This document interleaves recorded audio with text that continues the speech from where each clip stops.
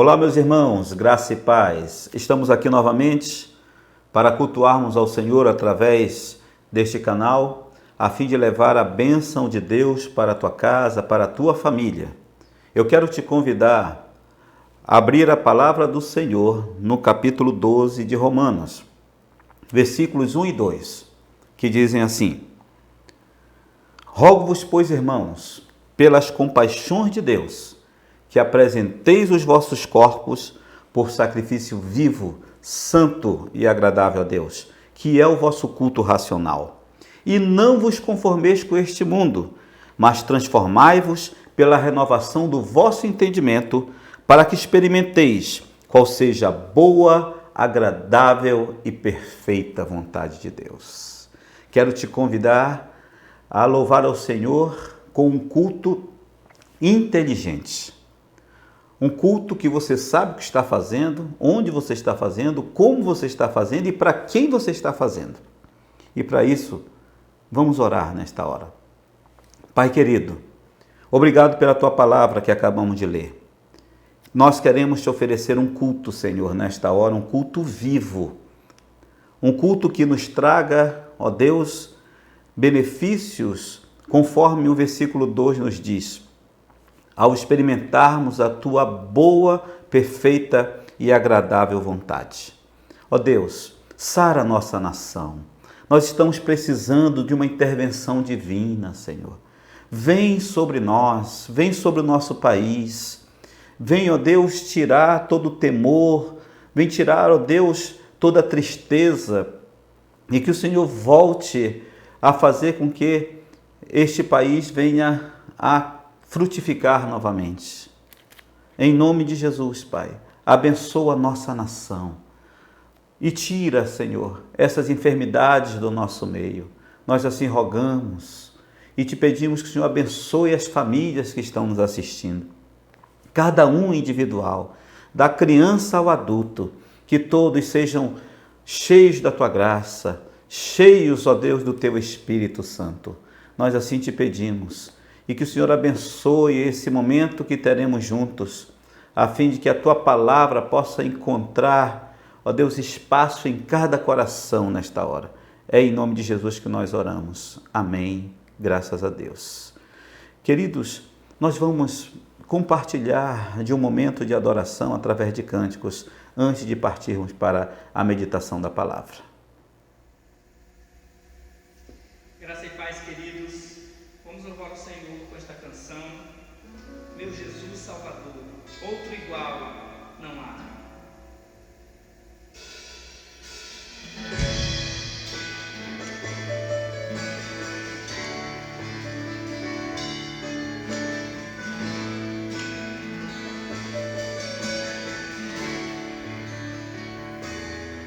Diga.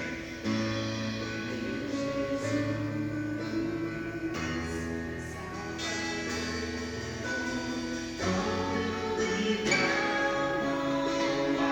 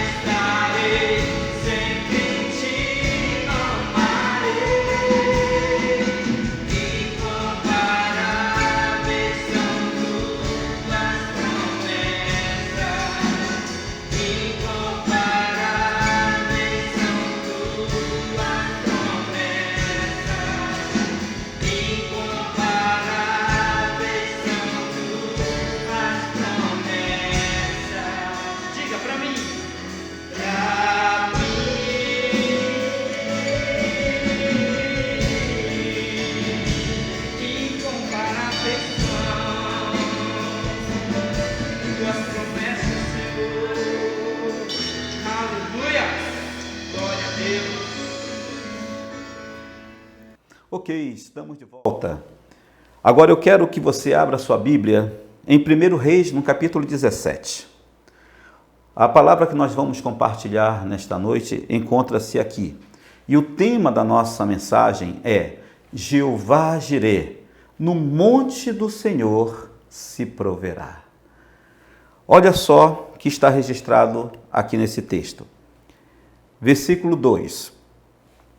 Depois veio a palavra do Senhor a Elias dizendo: retira-te daqui, vai para a banda do Oriente e esconde-te junto ao ribeiro de Querite, que está ao oriente do Jordão.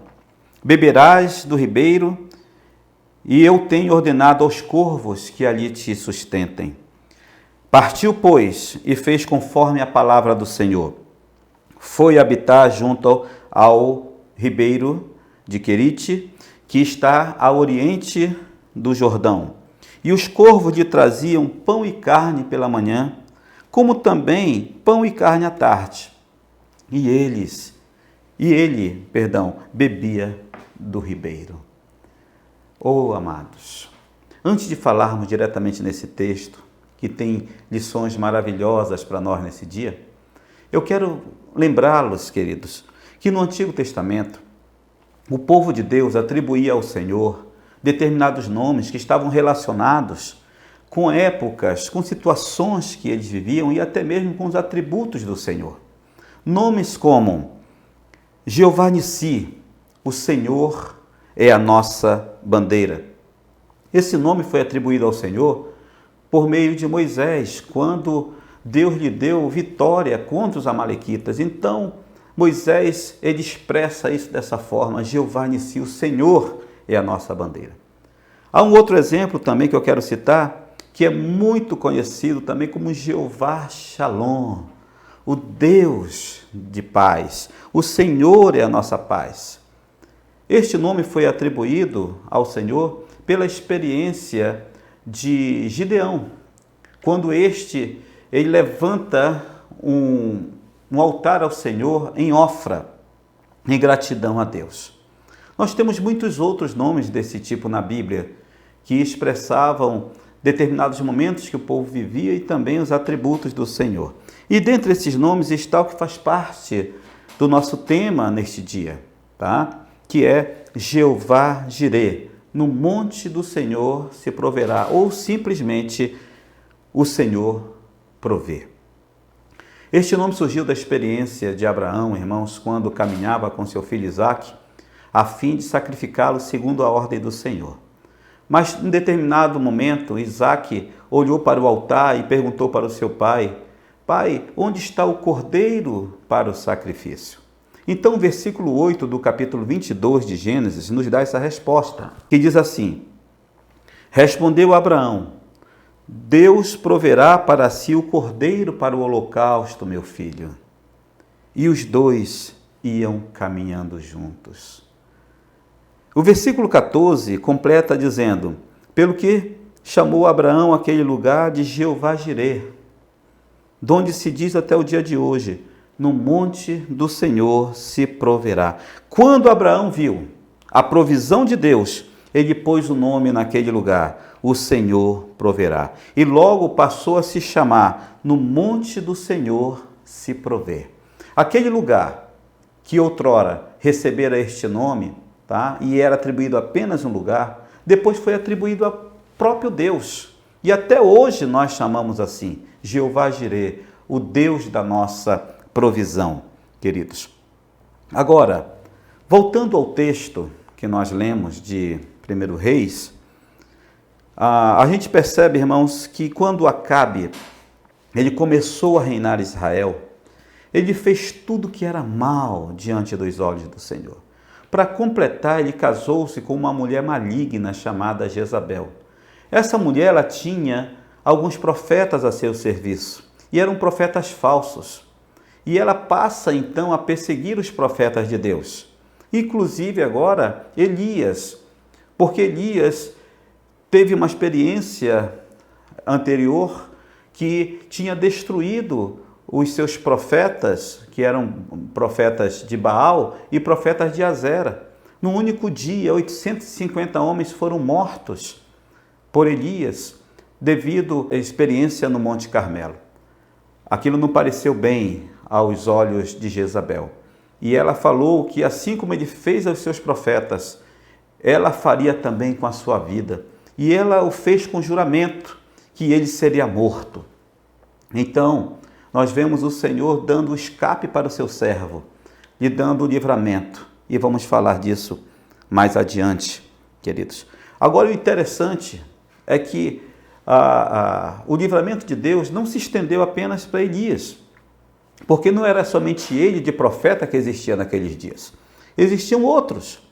Então, Obadias, que era um servo temente, era um servo piedoso de Acabe, ele foi usado por Deus para esconder 100 profetas, os alimentando, tá? Suprindo as suas necessidades, a fim de que não fossem mortos por Jezabel. Porque assim como Elias havia matado seus profetas, ela queria também matar os profetas do Senhor e matar o próprio Elias.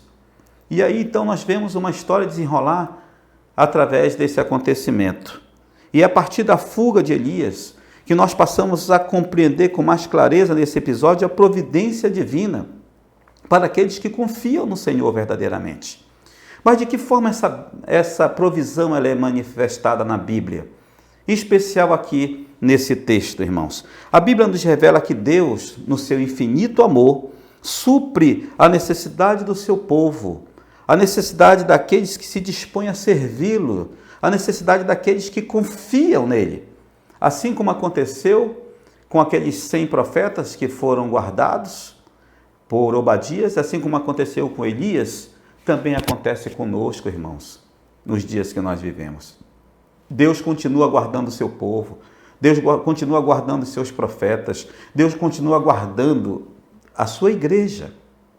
Então, nós podemos estar vivendo momentos difíceis, momentos terríveis na nossa nação, momentos de incertezas, mas de uma coisa nós podemos estar convictos: nós não estamos sozinhos. O Senhor não nos criou e nos deixou à mercê da nossa própria sorte, para que pudéssemos então ser vítima sem que Ele estivesse no controle, sem que Ele pudesse estabelecer a sua vontade. Deus está no controle de tudo. Ele está sentado num alto e sublime trono. É uma frase que eu gosto muito de usar. Ele está no centro do universo, guardando todas as coisas e determinando o curso da história, amados. É assim que a Bíblia nos mostra. Em primeiro lugar, Deus supre a necessidade daqueles que são seus. Vejam bem, mas antes mesmo de nós falarmos da experiência de Elias aqui nesse texto, a gente deve voltar a lembrar aos irmãos que 100 profetas do Senhor foram preservados através da vida de Obadias.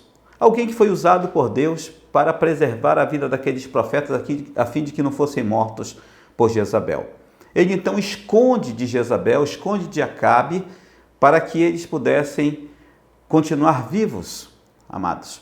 Eles tinham uma necessidade naqueles dias. E a necessidade do momento daqueles profetas eram duas. Eram basicamente a salvação das suas vidas, porque estavam sendo procurados, estavam sendo perseguidos. E a outra necessidade era o alimento, para que eles pudessem continuar vivos. E isso eles tiveram. Isso eles tiveram por meio de Obadias, irmãos. As suas necessidades foram saciadas. Às vezes temo em pensar que ainda não entendemos verdadeiramente qual é o sentido da provisão de Deus. Às vezes pensamos que Deus vai prover em nosso favor a ponto de nós não termos mais problemas, a ponto de não termos mais nenhuma dificuldade. Mas quando a gente olha para o texto bíblico, em particular este que nós estamos tratando, irmãos, a gente vê exatamente o contrário. A gente vê que aqueles profetas estavam em lugar seguro, estavam sendo alimentados, contudo, ainda estavam sendo perseguidos. Eles precisaram, basicamente, entrar em quarentena, assim como nós estamos hoje. Nós estamos em quarentena para nos precavermos, para nos sentirmos seguros diante daquilo que vem acontecendo no mundo. Aqueles profetas entraram em quarentena para preservarem as suas vidas, porque foram forçados a isso, foram escondidos, porque estavam sendo procurados para serem mortos. Mas o Senhor cuidou deles, cuidou das suas necessidades. Então, não tema, porque o Senhor também cuidará da tua necessidade nesses dias. Não fique temeroso, mesmo diante do curso que o mundo está tomando. O Senhor continua sendo Deus. Ele é o grande eu sou. Então, veja como você confia nesse Deus, porque Ele tem promessas grandiosas para as nossas vidas. Assim como Ele livrou aqueles profetas da morte, suprindo as suas necessidades, assim Ele vai livrar cada um de nós também.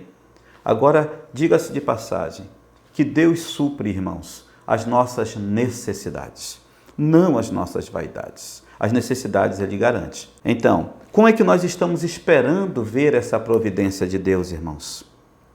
Ele tem os seus próprios meios de agir.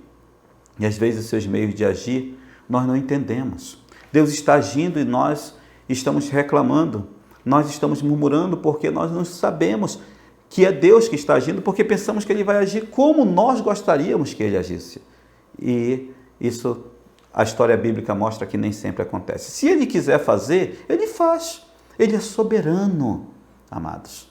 Mas, de acordo com a história bíblica, nem sempre isso acontecia. Para falar a verdade, a maioria das vezes não acontecia assim. Em segundo lugar, Deus guarda e protege aqueles que Ele chama. Perceba uma coisa, mesmo Elias sendo um homem comprovadamente de fé, um homem de poder, um homem de milagres, um homem de Deus, em determinado momento ele precisou fugir, queridos. E esta fuga, ela foi providenciada pelo próprio Senhor, pelo próprio Deus. Deus permite e até nos estimula em alguns momentos a fugirmos, para que possamos escapar com vida, para que possamos escapar de uma situação que nós estamos enfrentando. Agora precisamos entender isso. Olha só o que diz o versículo 3. Diz assim: retira-te daqui, vai para a banda do Oriente, esconde-te, olha só o que o Senhor diz, junto ao ribeiro de Querite, que está ao oriente do Jordão. Foi o Senhor quem o mandou fugir, foi o Senhor quem o mandou se esconder. Por que isso? Aquele Elias que dias antes tinha vencido 850 homens, agora foge diante de uma ameaça? Mas foi o Senhor quem fez isso, foi o Senhor quem o determinou, porque Ele tem os seus propósitos, Ele tem a sua maneira de agir. Às vezes a gente não entende, mas a gente precisa obedecer, e foi o que Elias fez, ele obedeceu ao Senhor. Então, diante disso, a gente precisa esclarecer algumas coisas. Eu não digo que você tem que fugir do diabo. A Bíblia não diz que nós devemos fugir do diabo. Pelo contrário, ele que tem que fugir de nós. Mas para isso precisamos estar atentos ao que diz Tiago no capítulo 4, versículo 7. Quando ele diz assim: sujeitai-vos, pois, a Deus, mas resisti ao diabo e ele fugirá de vós. Então, a primeira coisa é se sujeitar a Deus, é obedecer à sua vontade. Uma vez que eu me sujeito ao Senhor, eu estou pronto agora para que eu possa enfrentar o maligno. De outra maneira, eu não estarei pronto. Então, é Ele quem vai fugir de mim se eu estou me sujeitando a Deus. Mas compreendo que existem áreas da nossa vida que nós precisamos fugir mesmo. Precisamos fugir do pecado e de todas as suas ciladas que nos trazem consequências terríveis, não só a nós, mas todos que estão envolvidos conosco, principalmente nossas famílias. Do pecado, sim, nós devemos fugir, tá? Devemos fugir de situações de risco, onde pessoas estão nos estimulando e, quem sabe, nós, sem nenhuma sabedoria, vamos cair nessas ciladas dessas pessoas. Precisamos fugir dessas situações, a fim de que possamos ser preservados. Porque como resultado desta fuga e obediência ao Senhor, irmãos, Elias pôde experimentar a provisão de Deus. Se ele não tivesse obedecido ao Senhor, ele teria ficado lá e teria enfrentado Jezabel e talvez fosse morto. Mas porque ele obedeceu, ele pôde experimentar a provisão de Deus. Que provisão foi esta que Elias experimentou, irmãos? Deus ordenou aos corvos. Os corvos são aves de rapina, amados. E esses animais, eles traziam pão e carne para o servo de Deus, tanto pela manhã como pela tarde, olha só. Agora imagine como aquele animal sentia o desejo, sentindo o faro, não é? O desejo de comer aquela carne, mas ele não comia, porque Deus havia determinado que era para o seu servo, amados. Então Deus cuida de nós em todos os detalhes. Depois ele mandou que ele fosse à casa de uma viúva, para que ele pudesse ser alimentado. Talvez Elias pensasse agora, de repente, pode ser que as coisas melhorem, mas ele, ao chegar na casa daquela viúva, ele se depara com aquela mulher se preparando para morrer juntamente com seus filhos, porque só tinha um restinho de comida, amados. Então, Elias, seguindo a orientação de Deus, pediu que ela fizesse um alimento para ele e depois não iria faltar para ela. E essa palavra, amados, está exatamente no versículo 14. O Senhor deixa registrado assim: pois assim diz o Senhor Deus de Israel, disse Elias àquela mulher, a farinha da vasilha não se acabará, e o azeite da botija não faltará, até o dia em que o Senhor dê chuva sobre a terra. Meus irmãos, quando nós cremos na provisão de Deus, quando nós obedecemos o Senhor, não somente nós somos beneficiados, mas também aqueles que estão em nosso redor, aqueles que estão em volta, são abençoados também pela bênção que nós recebemos. Tudo isso porque nos sujeitamos a Deus, porque obedecemos a sua palavra, irmãos. Esta experiência nos mostra que Deus supre as nossas necessidades, e não somente as nossas, mas aqueles que estão em nossa volta. Em terceiro lugar, Deus quer suprir a nossa necessidade diária. Irmãos, quando Deus chamou Israel para ser o seu povo, e Ele o levou pelo deserto, e naquele período de 40 anos, Deus se manifestou de várias maneiras para com o seu povo. Dentre elas, irmãos, fez com que uma dessas vezes descesse o maná do céu, tá? E que eles podiam colher todos os dias. E o que me chama a atenção é que eles colhiam na segunda, na terça, na quarta, na quinta, na sexta, mas no sábado eles não colhiam. E se eles colhessem, seria uma desobediência terrível. Da segunda para a terça, se eles guardassem, o maná estragava. Da terça para a quarta, assim em diante. Mas da sexta para o sábado, o maná não se estragava. Por quê, irmãos? Porque Deus quer que Ele mesmo seja o nosso mantenedor diário, aquele que vai suprir a nossa necessidade todos os dias. A bênção de hoje é para hoje, meus irmãos. A de amanhã Deus irá prover. Então nós devemos crer que Deus está no controle de tudo, independente da situação de pandemia que o mundo vive, que o Brasil está vivendo essa situação terrível, a crise econômica. O Senhor cuidará de todas as coisas para que não falte o básico nas nossas vidas. Você crê nisso? Eu creio.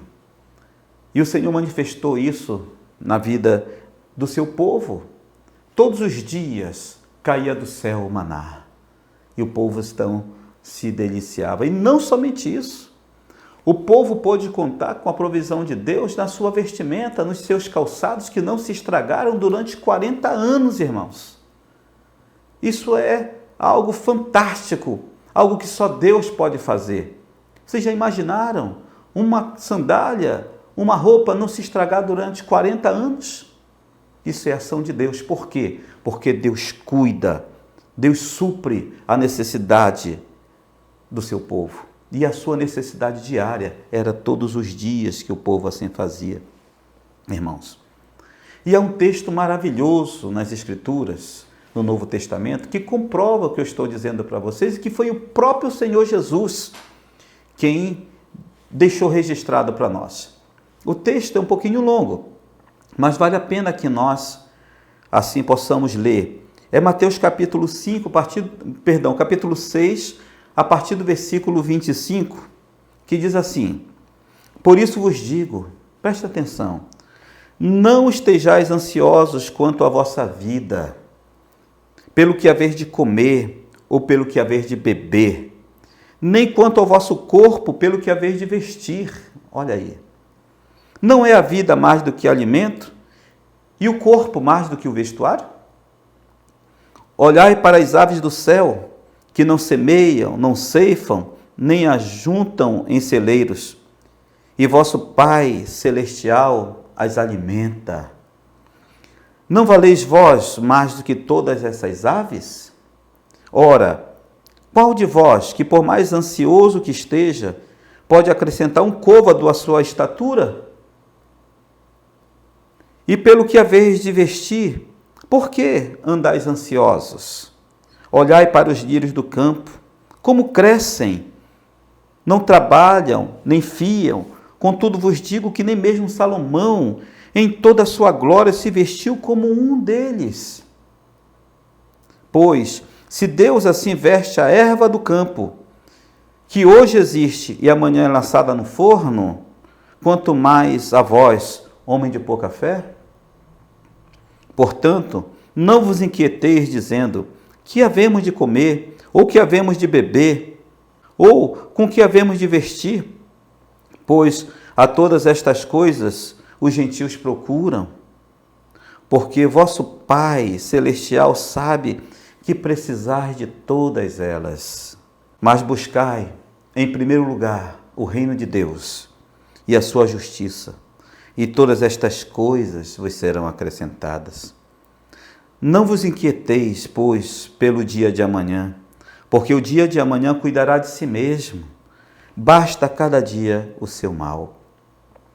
Esse texto, irmãos, é conhecido nas Escrituras como a ansiosa solicitude pela vida. Queridos, a ansiedade é algo terrível. A ansiedade, ela rouba a fé.